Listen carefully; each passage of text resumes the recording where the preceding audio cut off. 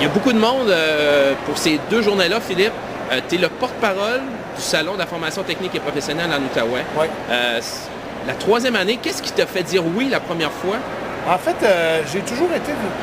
J'ai un principe bien... Je pense que c'est bien intelligent d'avoir ce principe-là dans la vie. Je veux pas représenter des affaires qui servent à rien dans la vie, qui sont inutiles, Tu sais, je veux dire, moi, que tu achètes tes meubles à une place ou à l'autre, ça me dérange pas, ça me dérange pas, ça. Fait que j'ai décidé d'être ça parce que, étant donné que moi, je travaille en jeunesse, que j'ai beaucoup de projets télé jeunesse, que je suis impliqué là-dedans, je pense que c'est important d'avoir un porte-parole qui les accompagne dans ça. Puis tu sais, choisir son métier, c'est tellement dur, c'est tellement compliqué. Je me souviens de l'étape que quand moi, il a fallu choisir, mon Dieu, j'étais mélangé. J'avais aucune idée où aller. Puis moi, j'avais pas ça. Moi, j'avais pas un salon de même qui disait « Hey, on devrait faire ça, gars, tu peux faire ça. » J'avais pas, mettons, là, des kiosques où on pouvait essayer les métiers pour ça.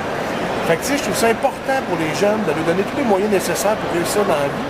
Puis si moi, je peux être là juste pour m'attirer un peu ou pour faire connaître, justement, le salon des métiers professionnels et techniques, ben, je suis très content. T'sais.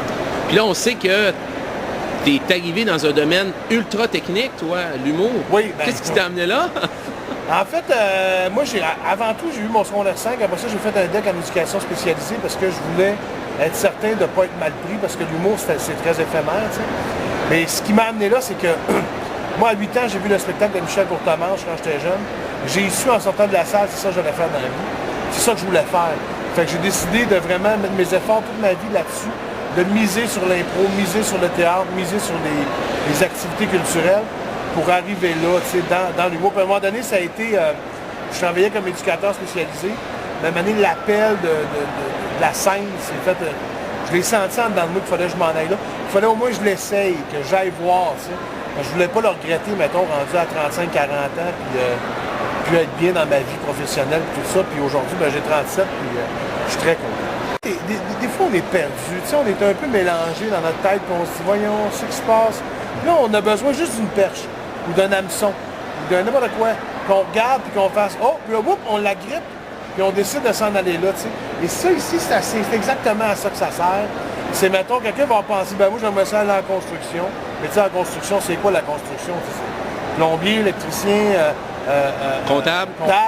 Tu sais, on sait pas, tu sais.